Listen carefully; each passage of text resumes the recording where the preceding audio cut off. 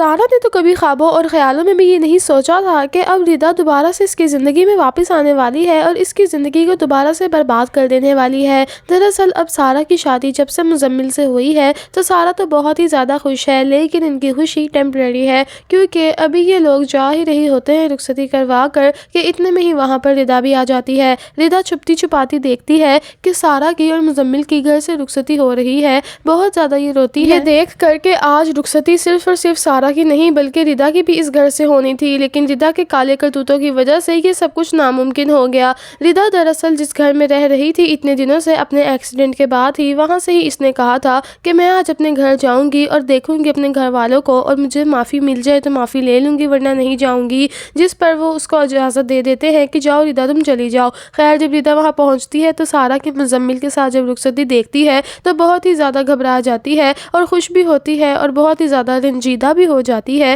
کہ اس کے جانے یا نہ ہونے سے کسی کو کوئی بھی فرق نہیں پڑا۔ ہاں فرق بس یہ پڑا ہے کہ جو شادی دھوم دھام سے ہونی تھی چھپ چھپا کر ہو رہی ہے، اور ردا وہاں سے بہت ہی زیادہ شرمندہ ہو کر واپس آ جاتی ہے۔ ردا نے اب یہ سوچ لیا ہے کہ اب وہ سلمان کو مزہ چکھائے گی اور سلمان کو اریسٹ بھی کروائے گی۔ ردا سیدھا پولیس اسٹیشن جاتی ہے اور وہاں پر FIR درج کرواتی ہے سلمان کے خلاف۔ سلمان کا نیا نمبر، اس کا نیا ایڈریس، اس کے دوست کا نمبر اور اس کے دوست کا نیا ایڈریس سب کچھ بتا دیتی ہے، اور بتاتی ہے کہ کس طرح سے یہ لڑکا لڑکیوں کو نکاح کا جھانسا دیتا ہے اور پھر نکاح کیے بغیر ان کی ساری جمع پونجی ہڑپ لیتا ہے۔ خیر سلمان نے تو اگلی ایپیسوڈز میں اریسٹ ہو جانا ہے اور سلمان کو اس کے کیے کی سزا بھی مل جانی ہے، لیکن اب دوسری طرف وفا کا بھی صفایا ہونے والا ہے۔ وفا نے تو بڑے ہی شوخیوں میں آ کر باسط کے ساتھ آنکھ میں ٹکا لگا لیا تھا، لیکن وفا تو یہ جانتی ہی نہیں کہ وفا کی ہی نیت صرف خراب ہے، باسط کی نیت بالکل بھی خراب نہیں ہے۔ روشین بیچاری اسی سے ہی انسیکیور رہتی تھی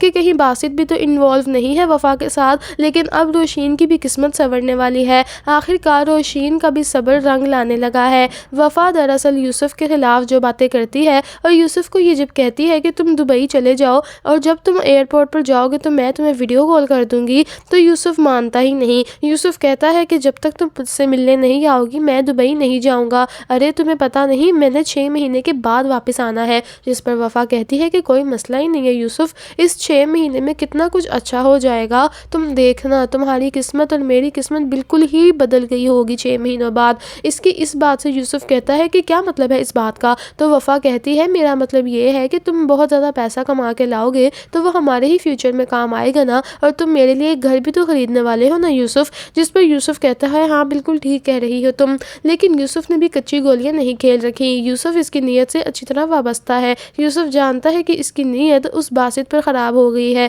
کیونکہ وفا تو شروع سے ہی پیسوں کی لالچ تھی اور اوپر سے اس نے پیسوں کی ہی لالچ دے کر یوسف کو دبئی دوبارہ بھجوا رہی ہے، لیکن یوسف اس کو ایسے ہی اس حال میں پاکستان چھوڑ کر جانے والا نہیں ہے۔ یوسف جب دبئی کی ٹکٹ کرواتا ہے تو پھر وہاں پر جب ایئرپورٹ جاتا ہے اس کو کال پہ کال کرتا ہے، لیکن وفا ہے کہ اس کی کال اٹینڈ نہیں کرتی، کیونکہ وفا جانتی ہے اگر ابھی کال اٹینڈ کر لے گی تو اس سے بات کرنی پڑے گی، اور اگر کال اٹینڈ نہیں کرے گی تو وہ تو دبئی جا ہی رہا ہے کیوں رکے گا۔ لیکن وفا یہ نہیں جانتی یوسف نے اب جانا ہی نہیں دبئی۔ یوسف جب دیکھتا ہے کہ یہ لڑکی اس کو مسلسل اگنور کر رہی ہے تو یوسف بھی ٹھان لیتا ہے کہ اب دبئی کبھی بھی نہیں جائے گا، بلکہ اب جائے گا باسط کے پاس اور باسط کو اور اس کی ماں کو سب کچھ بتائے گا کہ کس طرح سے وفا اور اس کی ماں نے ان کو کتنا جھانسا دے رکھا تھا پرانے محلے میں، اور اب جب میں نے شادی کا کہا ہے تو مجھ سے بات نہیں کرتی۔ الٹا روشین کو بے عزت کرانے کا بھی سارا کا سارا آئیڈیا صرف اور صرف وفا کا تھا۔ وفا ہی یہی چاہتی تھی کہ روشین بے عزت ہو جائے اپنے شوہر کے سامنے، اور بس میں یہ کہہ دوں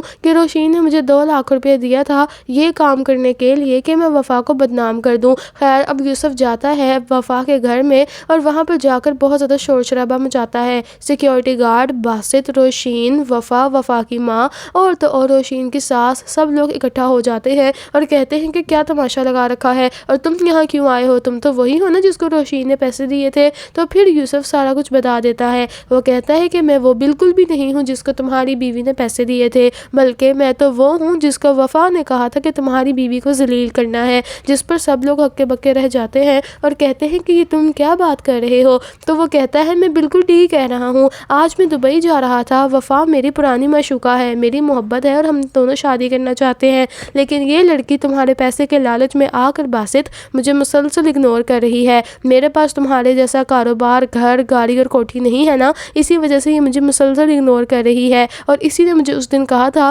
کہ میں تمہارے گھر آ کر یہ کہوں کہ روشین نے مجھے 2 لاکھ روپے دیے ہیں تاکہ روشین کو تم گھر سے دھکے مار کے نکال دو اور یہ اسی گھر میں رہ لے ہمیشہ کے لیے۔ باسط تو ہکا بکا رہ جاتا ہے اور یہ کہتا ہے کہ یہ تم کیا بکواس کر رہے ہو، تمہیں وفا کیوں یہ کہے گی؟ وفا کہتی ہے باسط بھائی یہ تو جھوٹ بول رہا ہے، ایسا کچھ بھی نہیں ہے، میں تو اس کو جانتی بھی نہیں ہوں۔ جس پر یوسف اپنی گن نکال لیتا ہے اور کہتا ہے کہ اب بولو میں تمہیں جانتا ہوں کہ نہیں جانتا، اور تم اپنی ماں کو بھی بلاؤ، اس کی ماں بھی ملی ہوئی ہے ہمارے ساتھ۔ جس پر اس کی ماں بھی آ جاتی ہے اور ہاتھ جوڑ کر کھڑی ہو جاتی ہے یوسف کے آگے اور باسط کے آگے، اور ڈر کے مارے گھبرا کر کہتی ہے باسط بیٹا یہ بالکل ٹھیک کہہ رہا ہے، ہم جانتے ہیں اس کو، یہ بڑا اچھا بچہ ہے، ہمارے پرانے محلے میں رہا کرتا تھا، اس کے ہم پہ بڑے ہی احسانات ہیں، جب میرا شوہر بیمار تھا تو یہ میرے شوہر کے سارے اخراجات اٹھاتا تھا، اور یہ بالکل ٹھیک کہہ رہا ہے، وفا سے محبت کرتا ہے، میں وفا کی شادی کر دوں کس کے ساتھ، لیکن اس کو کہو گن پیچھے کر لے۔ جس پر وفا کی تو جان ہی نکل جاتی ہے اور باسط کی بھی جان نکل جاتی ہے، کیونکہ اس نے روشین کے ساتھ اتنی زیادہ زیادتیاں کر دی ہیں اس وفا کے کہنے پر